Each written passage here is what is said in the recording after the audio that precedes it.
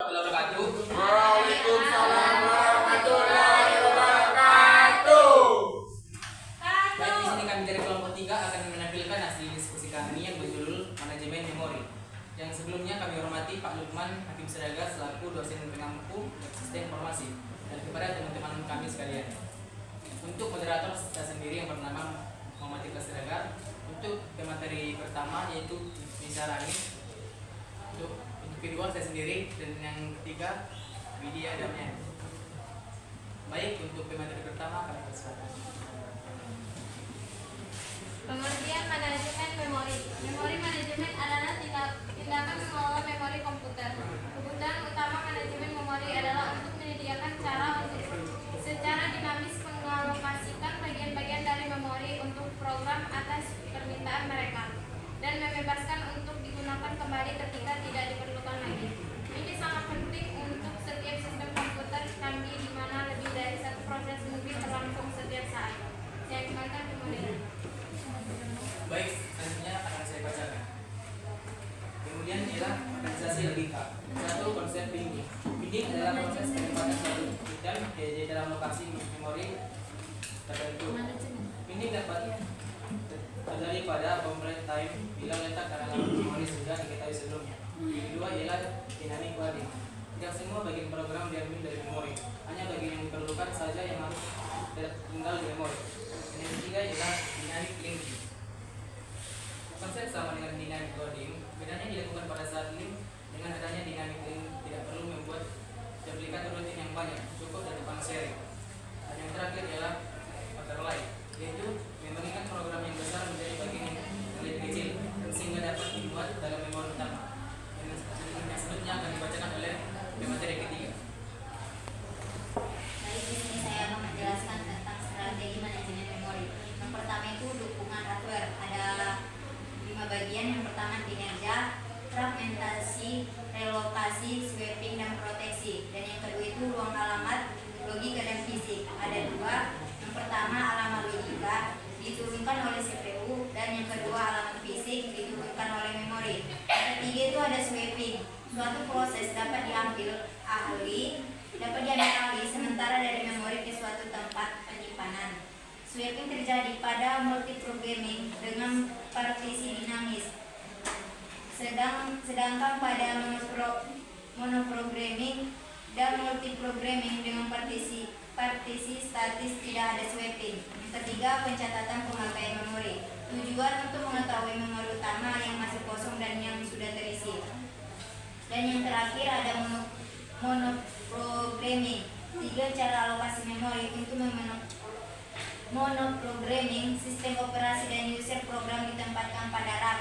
Dan yang kedua, sistem operasi diletakkan di ROM dan user program diletakkan di RAM. Sistem operasi diletakkan di RAM, alamat bawah, user program di atasnya, dan device drive diletakkan di ROM dalam bentuk ROM BIOS. Saya kembalikan ke moderator. Baik, di sini kami akan membuka sesi pertanyaan untuk 3 orang kelompok. Baik, yang pertama Widya. Baik, assalamualaikum warahmatullahi wabarakatuh.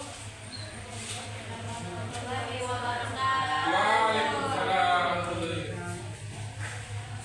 Perkenalkan, nama saya Dewi Mukarram Rahmat. Saya perwakilan dari kelompok 5 ingin bertanya kepada kelompok 3. Pertanyaannya, mengapa manajemen memori pada sistem operasi menjadi salah satu aspek yang penting dalam sistem komputer? Terima kasih. Sudah baik, untuk yang kedua.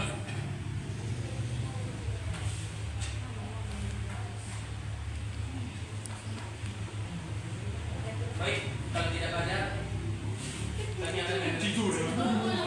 ya baik pada saudara Dandi kami persilakan. Assalamualaikum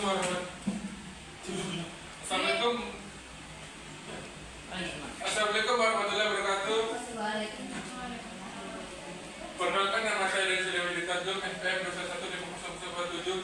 Saya perwakilan dari kelompok 6. Jadi saya akan bertanya kepada kelompok 2. Pertanyaan itu, bagaimana manajemen memori yang efektif dapat meningkatkan kinerja dan stabilitas sistem operasi pada perangkat komputer?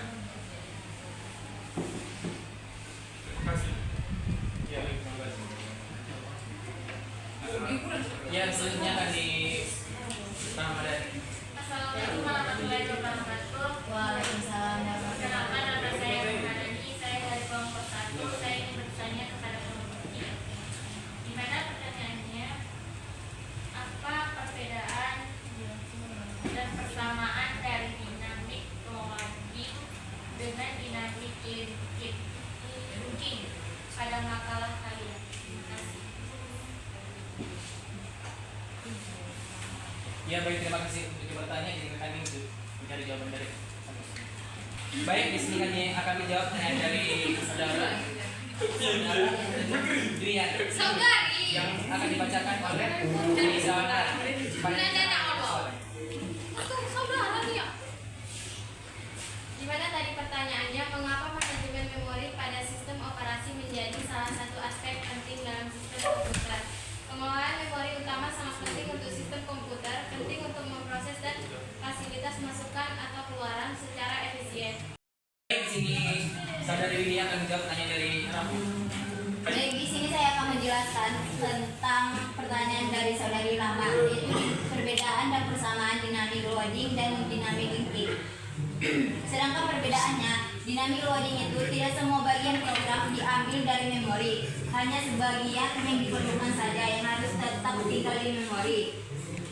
Sedangkan dinamik linking, konsep sama dengan dinamik loading, bedanya dilakukan pada saat link dengan adanya dinamik link atau tidak perlu membuat duplikat rutin yang banyak, cukup dilakukan sharing. Adapun persamaannya sama-sama memerlukan memori. Saya kembalikan ke moderator.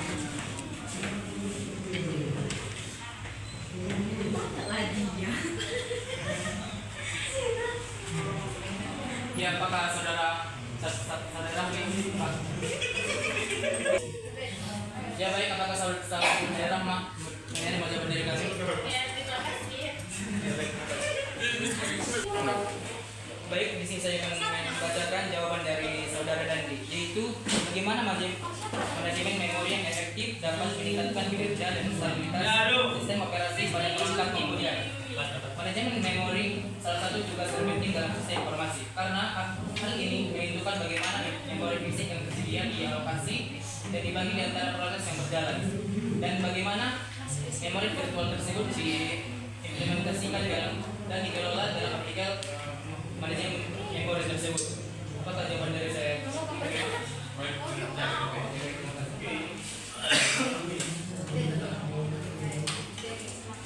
Baik, demikian dari hasil diskusi kami pada siang hari ini. Kalau ada yang salah kami mohon